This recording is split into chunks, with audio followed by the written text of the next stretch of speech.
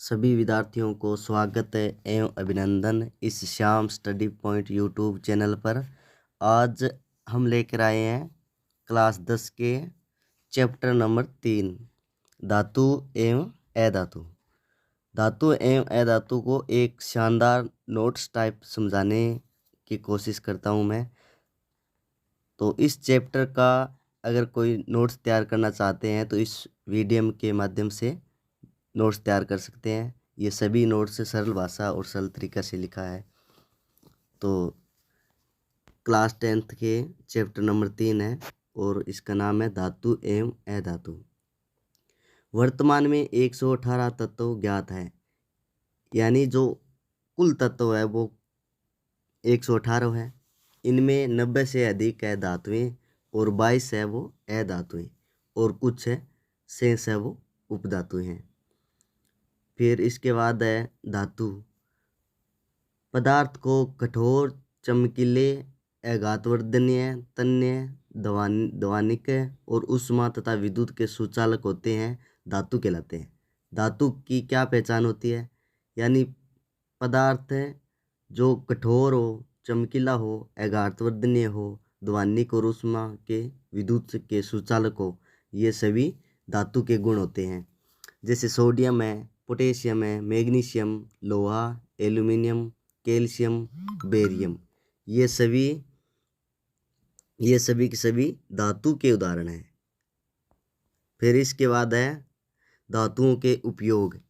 धातुओं का उपयोग इमारत, पुल, रेल पटरी को बनाने में, हवाई जहाज, समुद्री जहाज, गाड़ियों के निर्माण में, घर में उपयोग होने वाले बर्तन और आभूषण और मशीनें के पुर्जे आदि के निर्माण में किया जाता है। यानी धातुएं का जो हमारे दैनिक जीवन में उपयोग हो रहा है वो होता है इमारतें बनाने में, पुल बनाने में, रेल पटरी बनाने में, हवाई जहाज, समुद्री जहाज, गाड़ियों का निर्माण, आभूषण, मशीनें के पुर्जे, ये सभी उपयोग है वो धातुओं के उपयोग है। जैसे लोहा, एल्यूमिनियम है, यानी ये सभी उपयोग है। फिर है अधातु। यानी अधातु के कौन से गुण होते हैं? देखिए, जो पदार्थ नरम, मलिन, भंगुर, उष्म तथा विद्युत की कुचालक हो एवं जो ध्वनिक नहीं होती है, अधातु कहलाती है। अधातु के उदाहरण है oxygen, hydrogen, nitrogen, sulphur, phosphorus, fluorine, chlorine, bromine, iodine अधातुएं हैं। ये सभी अधातु के उदाहरण हैं। फिर अधातु के उपयोग, यानी जो अधातु होती है उनका उपयोग क्या होता है? ऑक्सीजन हमारे जीवन के लिए आवश्यक है, यानी जो हमारे दैनिक जीवन में, मानव जीवों में, सभी में जो ऑक्सीजन होती है, जो श्वास प्रक्रिया होती है ना, उसमें ऑक्सीजन हम ग्रहण करते हैं। तो ऑक्सीजन हमारे जीवन के लिए अति आवश्यक है, जिसे सजीव श्वसन के समय अंदर लेते हैं। हम जो अंदर लेते हैं वो कौन सी गैस होती है? Oxygen gas. और कार्बन डाइऑक्साइड गैस है वो बाहर छोड़ते हैं। फिर 2 नंबर पॉइंट है इसका, नाइट्रोजन का उपयोग उर्वरकों में पौधों की वृद्धि हेतु किया जाता है। जो नाइट्रोजन है वो अधातु होता है, उनका उपयोग उर्वरकों के रूप में पौधों में वृद्धि के लिए हम किए जाते हैं उपयोग। फिर है क्लोरीन का उपयोग। क्लोरीन का उपयोग जल शुद्धिकरण प्रक्रिया में किया जाता है, क्योंकि क्लोरीन जैसे विरंजक चूर्ण घेरते हैं हम जल शुद्ध करने के लिए, तो विरंजक चूर्ण में जो अधातुएं होती है वो क्लोरीन होती है, क्लोरीन के द्वारा शुद्धिकरण होता है। फिर है आयोडीन का। आयोडीन का विलयन एंटीबायोटिक के रूप में घाव पर लगाया जाता है। फिर इसके बाद है धातुओं और अधातुओं में अंतर। धातुएं मरकरी के अंतरिक्ष सभी कक्ष ताप पर ठोस रूप में होती है, यानी धातुएं हैं वो सभी ठोस रूप में होती है। और अधातुएं तीनों अवस्था में व्यापक होती है। और ब्रोमीन है वो तरल अधातु है, यानी अधातु है जो ब्रोमीन तरल में पाया जाता है। फिर है तन्य और आघातवर्धनीयता होती है। धातुएं सभी तन्य और आघातवर्धनीय होती है, लेकिन अधातुएं में ऐसा गुण नहीं होता है। धातुएं ध्वनिक और चमक दर्शाने वाले गुण होते हैं, अधातुएं ध्वनिक नहीं होती और चमकहीन होती है। सामान्यतः धातुएं उच्च घनत्व, लेकिन सोडियम और पोटेशियम का घनत्व कम होता है और अधातु में घनत्व अपेक्षाकृत कम होता है। धातु ऑक्साइड क्षारीय या उभयधर्मी होती हैं।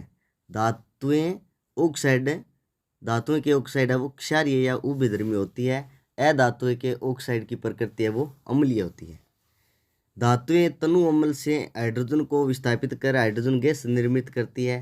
अधातुएं ऑक्साइड तनु अम्ल से हाइड्रोजन को विस्थापित नहीं करती। धातु ऑक्साइड आयनन होते हैं। अधातु ऑक्साइड सहसंयोजक होते हैं। फिर है धातु के भौतिक गुण। भौतिक स्थिति। धातु सामान्यतः ठोस तथा कठोर होती है। प्रत्येक धातु की कठोरता अलग अलग होती है। धातुओं का गलनांक अधिक होता है और इनमें से कुछ आगे है नोट लगाया हुआ है यानी अपवाद। इसके बाद है अपवाद। मरकरी को छोड़कर सारी धातुएं कमरे के ताप पर ठोस अवस्था में पाई जाती है। यानी सभी धातुएं हैं वो ठोस अवस्था में पाई जाती है, लेकिन मरकरी है वो कमरे के ताप पर द्रव अवस्था में होती है। ये अपवाद है। और गैलियम और सीजियम ये भी अपवाद है। गैलियम सीजियम का गलनांक बहुत कम होता है। ये हथेली पर रखने पर धातुएं हैं जो पिघलने लगती है। और क्षारीय धातु कौन कौन सी होती है? Lithium, sodium, potassium. ये क्षारीय धातु है लेकिन ये मुलायम बहुत होती है। इनको चाकू से भी आसानी से काटा जा सकता है और इनके घनत्व गलनांक भी कम होता है। इनके घनत्व गलनांक बहुत कम होता है, इसलिए इनको मिट्टी के तेल में भी रखा जाता है। ये वायु के साथ और जल के साथ क्रिया करके बहुत जल्दी आग पकड़ लेता है, इसलिए इनको केरोसिन तेल में डुबो कर रखा जाता है। फिर इसके बाद है चमक, यानी धातुओं की चमक होती है ना, उनकी बात हो रही है। तो चमक है अपने शुद्ध रूप में धातु की सतह चमकदार होती है। धातु के इस गुणधर्म को धात्विक चमक कहते हैं। यानी सभी धातुएं हैं उनकी सतह पर चमकदार एक परत होती है, उसे चमक कहते हैं। आघातवर्धनीयता। धातुओं को पीटकर पतली चादर बनाया जा सकता है, इस गुणधर्म को आघातवर्धनीयता कहते हैं। यानी आघातवर्धनीयता क्या होती है? धातुओं को पीटकर एक पतली चादर में बनाया जा सकता है, इस गुणधर्म को ही आघातवर्धनीयता कहते हैं। और आघातवर्धनीयता वो सबसे ज़्यादा किस में होती है? सोना तथा चांदी में। सोना तथा चांदी सबसे अधिक आघातवर्धनीयता धातुएं हैं। फिर है तन्यता। इसके बाद क्या होता है? तन्यता। तन्यता क्या होता है? अभी धातु के पतले तार के रूप में खींचने की क्षमता को तन्यता कहा जाता है। यानी धातु के पतले तार के रूप में खींचने की क्षमता को तन्यता कहा जाता है। सोना सबसे अधिक तन्य धातु है। 1 ग्राम सोने से 2 किलोमीटर लंबा तार बनाया जा सकता है। यानी सोने के अगर 1 ग्राम ही सोना लिया जाए तो उनसे अगर खींचकर तार बनाएंगे तो 2 किलोमीटर लंबा तार बन जाएगा। इसके बाद है चालकता, यानी धातुओं में चालकता सबसे अधिक किस में होती है? तो धातुएं उष्मा तथा विद्युत की सुचालक होती है, लेकिन सिल्वर तथा कॉपर सबसे अच्छे चालक है। यानी सभी धातुओं में विद्युत की सुचालक होती है, उष्मा की चालक होती है, लेकिन सिल्वर व कॉपर है वो सबसे अच्छा चालक है। लेकिन धातु में भी एक अपवाद है ऐसा जिसमें उष्मा के कुचालक होता है। वो कौन सा है? लेड व मरकरी उष्मा के कुचालक है। फिर इसके बाद है ध्वनिक। ध्वनिक का मतलब होता है कुछ धातुएं ऐसी होती है जिसको, धातु तो वैसे भी कठोर है, जिस दो धातुओं को आपस में टकराएंगे तो आवाज़ उत्पन्न होगी, उसको ही ध्वनिक कहते हैं। तो ध्वनिक क्या होता है? देखिए, सामान्यतः धातुएं कठोर सतह से टकराने पर एक विशेष आवाज़ उत्पन्न करती है, अतः उन्हें ध्वनिक कहते हैं। फिर है अधातुओं के भौतिक गुण। फिर क्या है? अधातुओं के भौतिक गुण। भौतिक स्थिति। अधातु सामान्यतः या तो ठोस है या फिर गैस है, और इनके भी अपवाद है। अधातु है ये क्या है? अधातु सामान्यतः या तो ठोस होगी या गैस होगी, लेकिन इसमें अपवाद है। ब्रोमीन एक ऐसी अधातु है जो द्रव में पाई जाती है। एक द्रव अवस्था में धातु भी है, वो कौन सी है? देखिया पारा है, और इसमें ब्रोमीन है जो अधातु है जो द्रव में होती है। फिर है चमक। अधातु में चमक नहीं होती, यानी सभी अधातु है उनमें चमक नहीं पाई जाती, और इसमें भी एक अपवाद है। आयोडीन एक अधातु होते हुए भी चमकीला होता है। फिर इसके बाद है आघातवर्धनीयता। आघातवर्धनीयता अधातुओं में नहीं होता है। अधातुएं भंगुर होते हैं, अतः इन्हें पीटने पर यह टूट जाती है। तन्यता। अधातुएं तन्य नहीं होती। तन्यता क्या होती है? अधातुएं तन्य नहीं होती, यानी अधातुएं न तो तन्य होती है, न आघातवर्धनीयता होती है, न ही चालकता होती है। और चालकता क्या है? अधातुएं विद्युत तथा उष्मा की कुचालक होती है। यानी सभी अधातुएं हैं वो उष्मा की कुचालक है। विद्युत तो है, उष्मा की कुचालक है, लेकिन इसमें भी एक अधातु भी एक अपवाद है। जो कार्बन का एक अपरूप है हीरा, जो ऊष्मा का सुचालक होता है, और कार्बन का अपरूप ग्रेफाइटा भी है जो विद्युत का सुचालक है। कार्बन का अपरूप हीरा तो है ऊष्मा का सुचालक, लेकिन कार्बन का अपरूप ग्रेफाइट है वो विद्युत का सुचालक है। फिर इसके बाद है धातुओं के रासायनिक गुणधर्म, और धातुओं के रासायनिक गुणधर्म में पहले नंबर पर है धातुओं का वायु में दहन। यानी कोई भी धातु ले लो, उसमें अगर वायु का दहन कराएंगे तो क्या होता है, वह रासायनिक प्रक्रम जिसमें पदार्थ ऑक्सीजन से क्रिया करके उस ऊष्मा देता है दहन कहलाता है।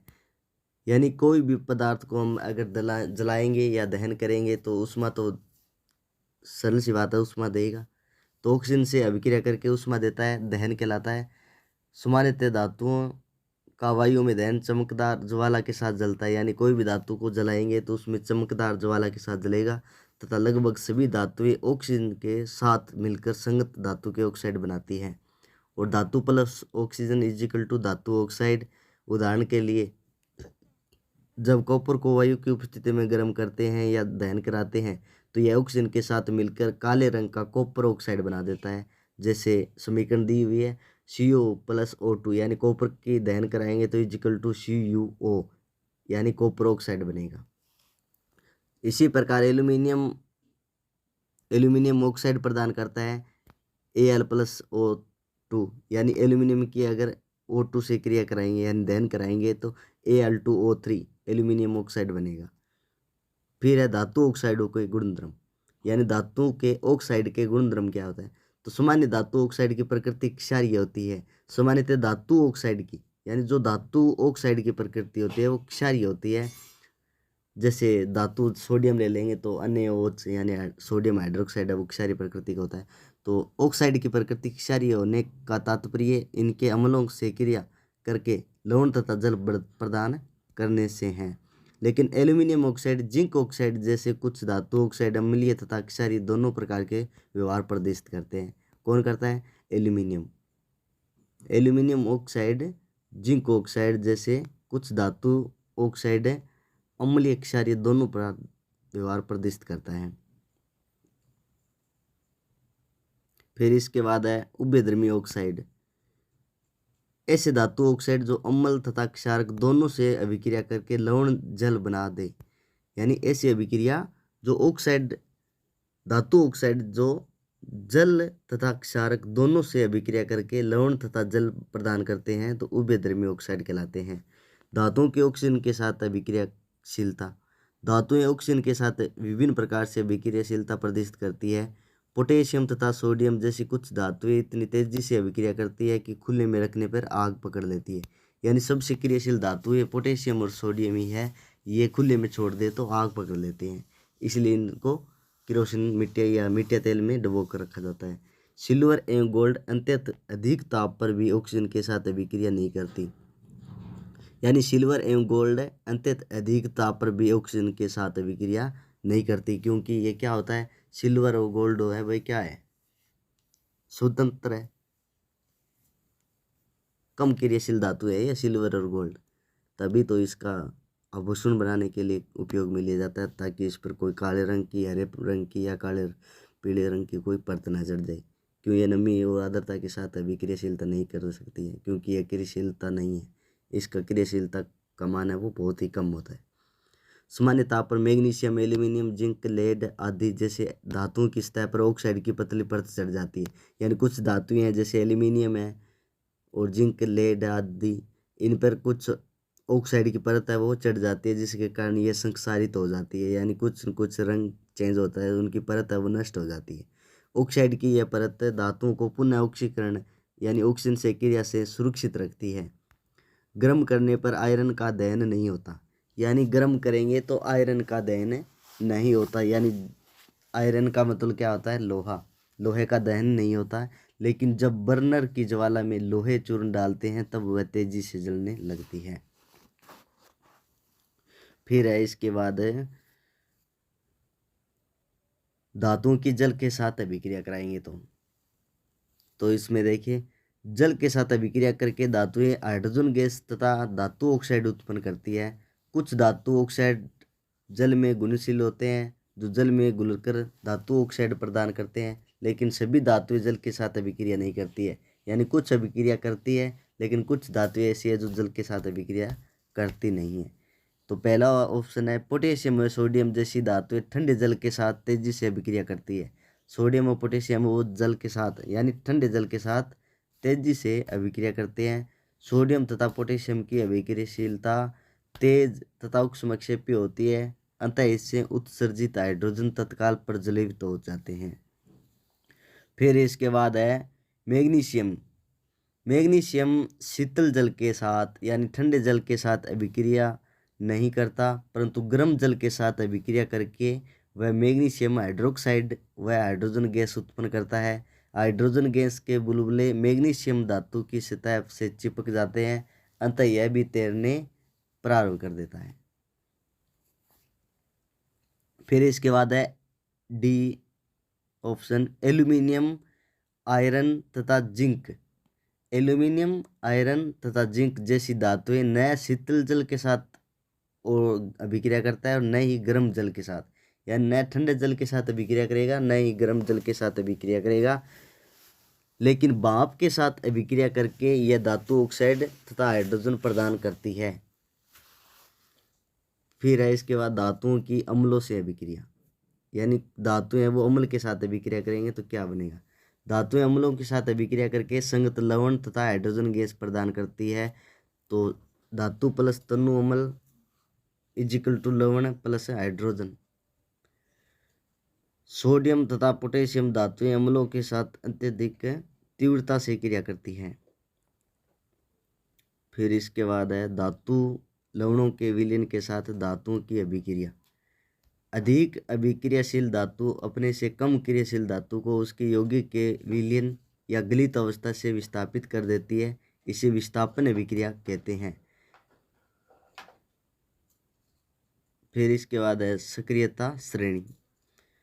सक्रियता श्रेणी क्या होती है, देखिए सक्रियता श्रेणी वह सूची है जिसमें धातुओं की क्रियाशीलता को अवरोही क्रम में व्यवस्थित किया जाता है, यानी इसमें अवरोही क्रम में व्यवस्थित किया जाता है। अवरोही क्रम का मतलब होता है सबसे अधिक क्रियाशील धातु है वो इस टेबल में ऊपरी ऊपर दिया हुआ है, और फिर इसमें बीच में है जो इनसे कम क्रियाशील धातु, और नीचे नीचे दिया हुआ है सबसे कम क्रियाशील धातु। जो अभिक्रियाशील है वो होता ही नहीं है, किसी के साथ अभिक्रिया नहीं करेगा, जैसे सिल्वर है, गोल्ड है, प्लेटिनम है।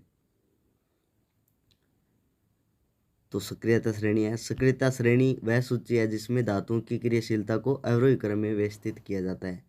तो सबसे ऊपरी इस टेबल में दिया है तो सबसे अधिक क्रियाशील धातु है ये पोटेशियम, सोडियम, कैल्शियम, मैग्नीशियम और एल्यूमिनियम, ये सभी सबसे अधिक क्रियाशील धातुएं हैं। फिर इससे कम है जिंक, आयरन, लेड और हाइड्रोजन। और फिर है copper, mercury, silver, gold. Silver, gold और प्लेटिनम है ये सबसे कम क्रियाशील धातुएं हैं। धातुएं की अधातु के साथ अभिक्रिया कराने पर क्या बनेगा, तो तत्वों की अभिक्रियाशीलता संयुक्ता कोष को पूर्ण करने की प्रवृत्ति के रूप में समझी जा सकती है। यानी इसमें कोई भी धातु या अधातु है तो उसकी प्रकृति समझने के लिए हम इसके संयुक्ता कोष इलेक्ट्रॉन बनने पर समझी जा सकती है। तो धातु के परमाणु अपने संयुक्ता कोष में इलेक्ट्रॉन त्याग करते हैं तथा धनायन बनाते हैं।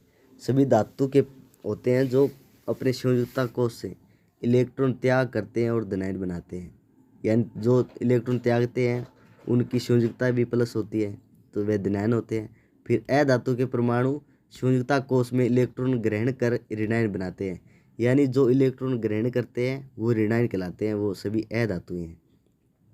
फिर विपरीत आवेश आयन, यानी जो विपरीत आवेश आयन है जो हम एक यौगिक भी कह सकते हैं, तो दूसरे को आकर्षित करते हैं तथा मजबूत स्थिर विद्युत बल से बंध कर आयनिक यौगिक बनाते हैं।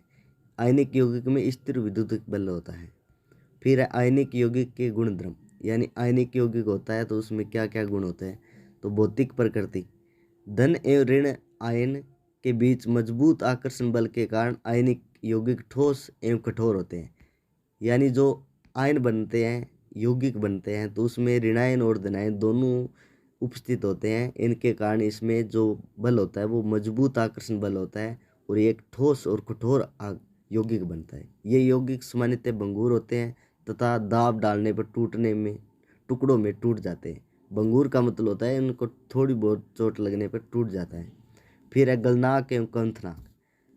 गलनाक और कंथनाक का मतलब क्या होता है, इसको गर्म करेंगे तो कितना गर्म करे कि ये गल जाए, पिघलना शुरू करे। तो आयनिक यौगिक का गलनाक एवं कंथनाक बहुत ही अधिक होता है, क्योंकि मजबूत अंतरायनिक आयनिक आकर्षण को तोड़ने के लिए ऊर्जा की पर्याप्त मात्रा की आवश्यकता होती है।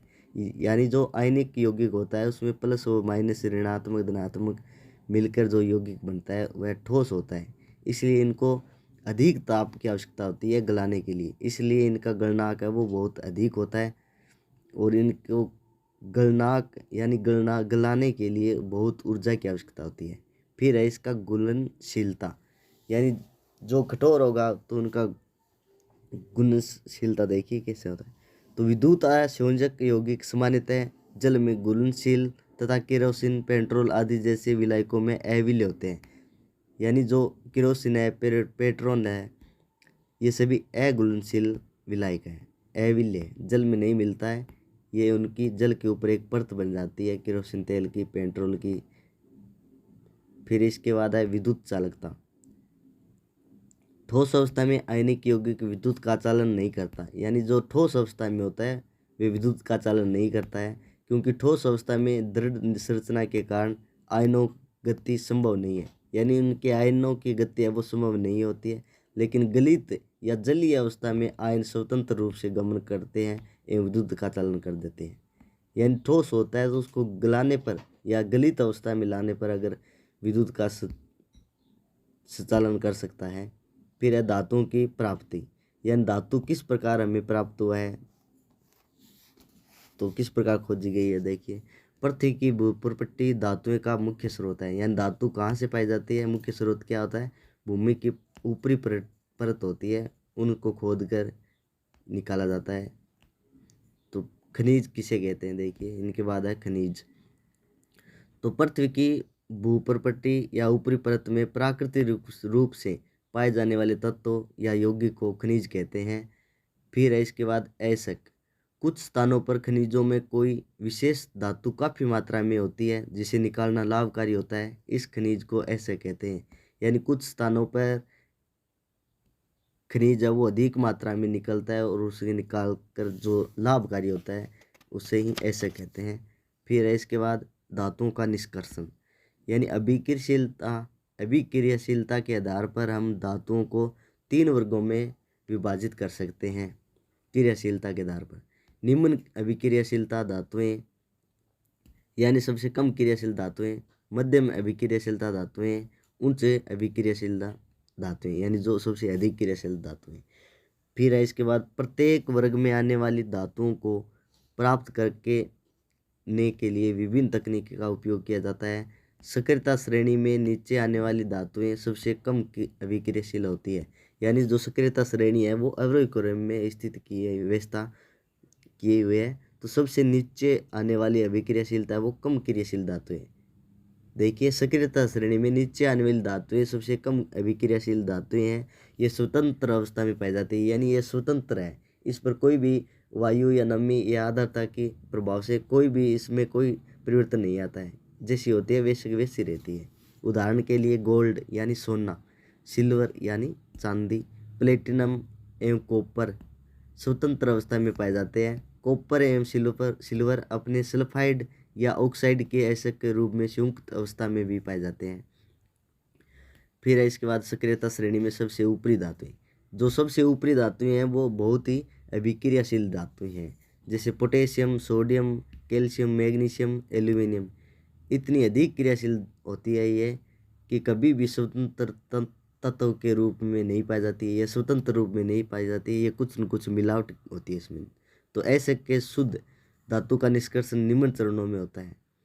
फिर 1 नंबर है ऐसकों का समृद्धीकरण, यानी जो ऐसक होता है उसका शुद्धिकरण किस प्रकार होता है।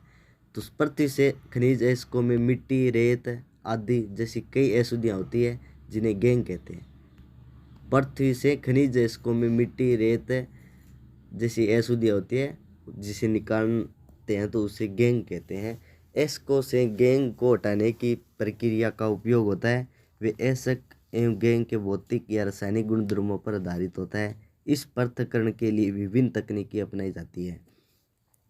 सक्रियता श्रेणी में नीचे आने वाली धातुओं का निष्कर्षण, यानी जो सबसे सक्रियता श्रेणी में सबसे नीचे वाली धातुएं हैं उसका निष्कर्ष किस प्रकार होता है, यानी उनको किस प्रकार पृथ्वी में मिलता है और किस प्रकार इसको साफ किया जाता है।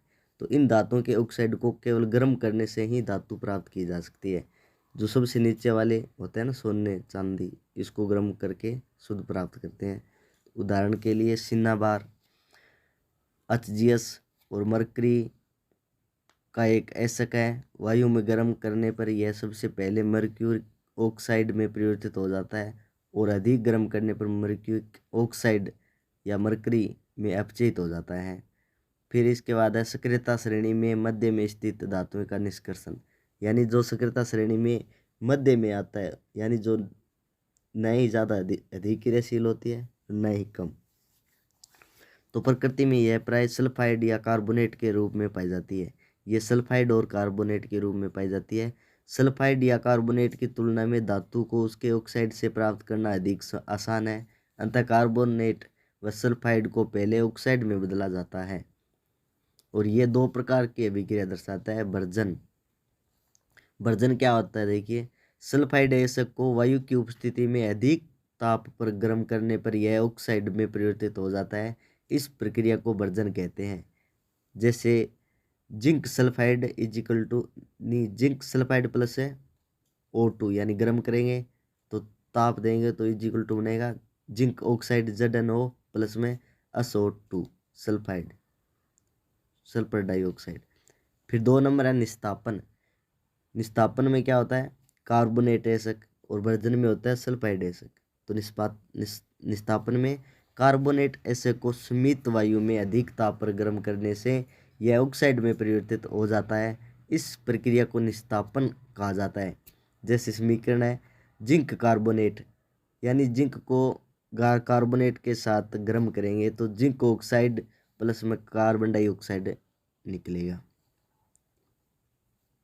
फिर है अपचयन, सी नंबर। कार्बन जैसे उपयुक्त अपचायक का उपयोग कर भर्जन या निस्तापन से प्राप्त धातु ऑक्साइड से धातु प्राप्त की जाती है। उदाहरण के लिए जब जिंक ऑक्साइड को कार्बन के साथ गर्म किया जाता है तो यह जिंक धातु में अपचयित हो जाता है। जैसे ZnO प्लस सी, या जिंक ऑक्साइड को कार्बन से गर्म करते हैं तो is equal to zinc plus CO बनेगा। फिर इसके बाद सक्रियता श्रेणी में सबसे ऊपर स्थित धातुओं का निष्कर्षण। इन धातुओं को विद्युत अपघटनी अपचयित द्वारा किया जाता है। उदाहरण के लिए सोडियम, मैग्नीशियम व कैल्शियम को उनके गलित क्लोराइड के विद्युत अपघटन से प्राप्त किया जाता है। कैथोड का मतलब है ऋण आवेश इलेक्ट्रोड पर धातु निक्षेपित हो जाती है तथा एनोड धन आवेश इलेक्ट्रोड पर क्लोरीन मुक्त होती है। फिर इसके बाद है संक्षारण।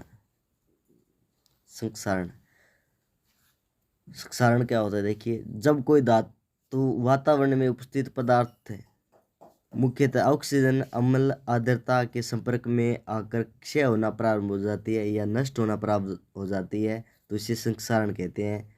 जैसे कोई भी धातुएं हैं, जैसे लोहा है, तो उनकी धीरे धीरे अगर एक ही स्थान पर रहेगी और वायु आर्द्रता के संपर्क में आएगी तो उनकी ऊपरी परत है वो धीरे धीरे नष्ट होने लगती है, इसलिए उसी को संक्षारण कहते हैं। जैसे उदाहरण है सिल्वर का संक्षारण। अगर सिल्वर का मतलब चांदी का, अगर चांदी खुली वायु में कुछ दिन छोड़ देने पर सिल्वर की वस्तुएं काली हो जाती है, यानी चांदी की के ऊपर एक काली परत चढ़ जाती है। ऐसा सिल्वर का वायु में उपस्थित सल्फर के साथ विक्रिया करके सिल्वर सल्फाइड की परत बनने के कारण होता है। यानी जो चांदी के ऊपर काली रंग की परत आती है वो किसके कारण आती है, वो सल्फर के साथ क्रिया कर जाती है। किसके साथ कर लीजिए, सल्फाइड। यानी जो सिल्वर होती है वो सल्फाइड के साथ अभिक्रिया कर लेती है, इसलिए काले रंग की परत चढ़ जाती है। फिर इसके बाद है कॉपर का क्षारण। कॉपर का मतलब तांबे का। तांबे के ऊपर हरे रंग की परत आती है, सामान्य सी बात है, हरे रंग की परत आती है, और वो किसके कारण आती है पता है क्या? कार्बन डाइऑक्साइड, यानी जो वायुमंडल में कार्बन डाइऑक्साइड होती है, वायुमंडल में 0.03% होता है ये, तो वो कार्बन डाइऑक्साइड के साथ अभिक्रिया करके एक हरे रंग की परत चढ़ जाती है तांबे के ऊपर। तो देखिए कॉपर वायु में उपस्थित आर्द्र CO2 से यानी कार्बन डाइऑक्साइड से अभिक्रिया करने के कारण अपनी भूरे रंग की चमक धीरे धीरे खो देता है तथा इस पर क्षारीय कॉपर कार्बोनेट की हरे रंग की परत चढ़ जाती है। फिर इसके बाद है लोहे का संक्षारण, यानी लोहे का संक्षारण, लोहे जैसे